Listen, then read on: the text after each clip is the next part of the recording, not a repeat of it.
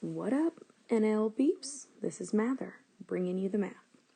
Today we're going to work on solving a square root, equations, and other radical equations. Let's start with the square root.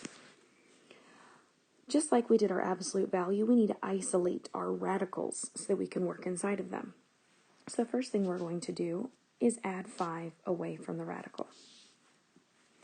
That'll leave us with 4x plus 1 equal to 5. Next, we need to get rid of the radical. Since the radical has an index of 2, the only way to get rid of it is to take it to the power of 2, because they're inverse operations. What I do to one side, I must do the other. The squared and the square root will cancel and leave me with just the radicand, and simplify my right side. Now is just like simplifying, solving an equation from algebra. We're going to subtract 1 and divide by 4. So I got x equals 6. And because we are solving using square roots, this can provide extraneous solutions. So what we're going to do is we're going to plug that 6 back in to see if it works or not. We'll start with doing 4 times 6 plus 1 underneath the square root and see if this subtracts 5 to give you 0. All right, 4 times 6 is 24 plus 1 is 25. And this would become 5 minus 5 is 0, which works. So x equals 6 is my solution. Now we're going to move into other radical equations. So here you can't see the radical because you don't see a radical symbol. But a power of 2/3 has an index of 3. So this is also a radical. It's a cube root. So we need to isolate my radical by dividing by 2. That'll give me x plus 3, still to the 2/3 power, equal to 4. Now, in the previous example, we had like a square root of something, and we had to take it to the power of 2 to get rid of it. Well, that was the same thing as, let's say, x to the 1/2. So we would have to take it to the power of 2 over 1. See the 2 over 1 right there. Sorry. So here, I need to inverse my radical.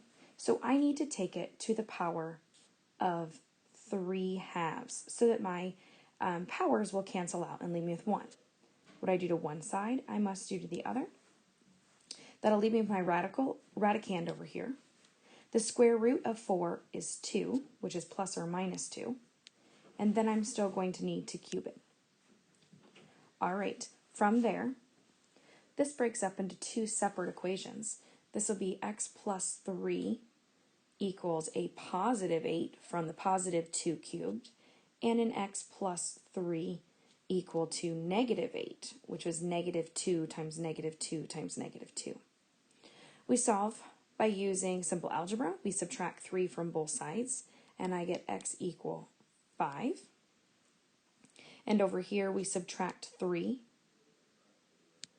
and we get x equal negative 11. As before, we still need to check for extraneous solutions, so that's what we're going to do next. Let's check the x equal 5 first.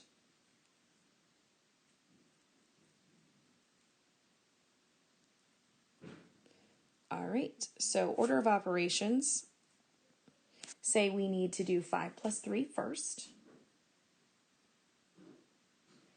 And then we need to take it to the 2/3 power. Now, I'm a fan of always rooting first because it makes the number smaller and easier to work with mentally. So I'm going to do the cube root of 8 first and get 2, but I'm still going to have to square that. Then I'm going to get 4, and that works. So x equal 5 works. Now, let's try with the negative 11.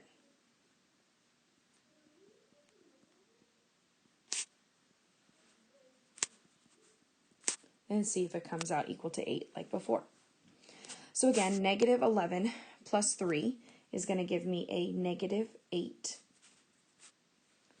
I am then going to take the cube root of that, and that'll still be a negative, but it'll be a negative 2. Negative 2 squared becomes 4, and it does work out to 8. So those are my two solutions.